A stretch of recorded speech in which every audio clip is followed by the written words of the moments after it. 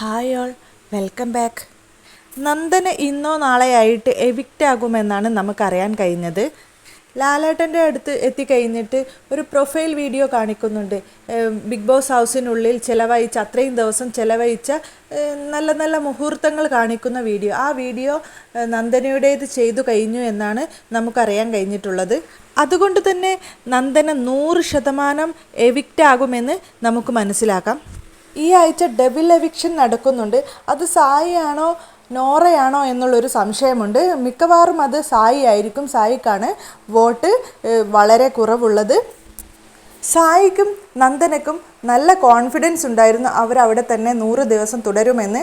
അവരുടെ ഓരോ പ്രവർത്തനത്തിലും സംസാരത്തിലും നമുക്കെല്ലാം മനസ്സിലാവുന്നതാണ്. അവരുടെ ഓവർ കോൺഫിഡൻസും സംസാരവും പ്രവർത്തനവും ഒക്കെ തന്നെയാണ് അവരെ എവിക്റ്റ് ആക്കാനും അവർക്ക് വോട്ട് കുറയാനുമുള്ള കാരണം. ബിഗ് ബോസ് ഹൗസിൽ ഇൻഡിവിജ്വലായിട്ടുള്ള ഒരു ഗെയിം കളിക്കേണ്ട ഒരു സ്പേസാണുള്ളത്. പക്ഷേ സായി അവിടെ ചെയ്യുന്നത് ഗെയിം കളിക്കുകയല്ല, ഒരു ബന്ധം ക്രിയേറ്റ് ചെയ്യാനെന്ന വ്യാജനയാണ് സായി അവിടെ എത്തിയിട്ടുള്ളത്. അതിലൂടെ ഒരു പക്ഷേ വോട്ട് ലഭിക്കുമെന്നായിരിക്കും സായി കരുതിയിട്ടുണ്ടാകുക. സായി ഒരു തരം മൈൻഡ് ഗെയിമാണ് അവിടെ കളിക്കുന്നത്. സായിക്ക് നിഷ്പ്രയാസം ജയിക്കാൻ പറ്റുന്ന ഗെയിമുകൾ പോലും ടാസ്കുകൾ പോലും അഭിഷേക്, സിജോ, നന്ദന ഇവർക്കൊക്കെ വിട്ടുകൊടുക്കുന്നത് കാണാം. ഒരു പക്ഷേ ഇത് സായിയുടെ ഗെയിം ആയിരിക്കാം. പക്ഷേ പ്രേക്ഷകർക്കിടയിലേക്ക് അതൊരു വലിയൊരു ഇമ്പാക്റ്റ് ഉണ്ടാക്കാൻ സാധിച്ചിട്ടില്ല.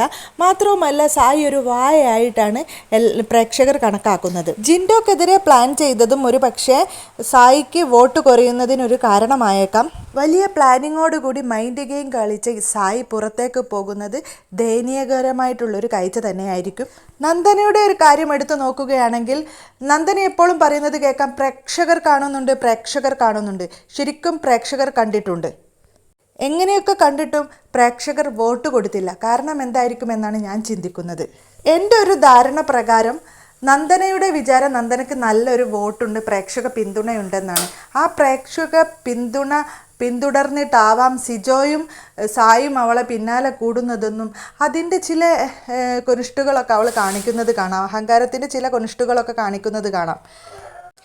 നന്ദനയുടെ പെങ്ങളൂട്ടി ചമയലും ജിൻഡോയോടൊന്നും ഒരു റെസ്പെക്റ്റ് ഇല്ലായ്മയൊക്കെ എന്തോ പ്രേക്ഷകർ നന്ദനയെ കൈവിട്ടിരിക്കുന്നു. ഏതായാലും നന്ദന തീർച്ചയായിട്ടും എവിക്റ്റായി പുറത്തേക്ക് വരുന്ന ഒരാൾ തന്നെയായിരിക്കും. അത് കൺഫേംഡ് ആണ്.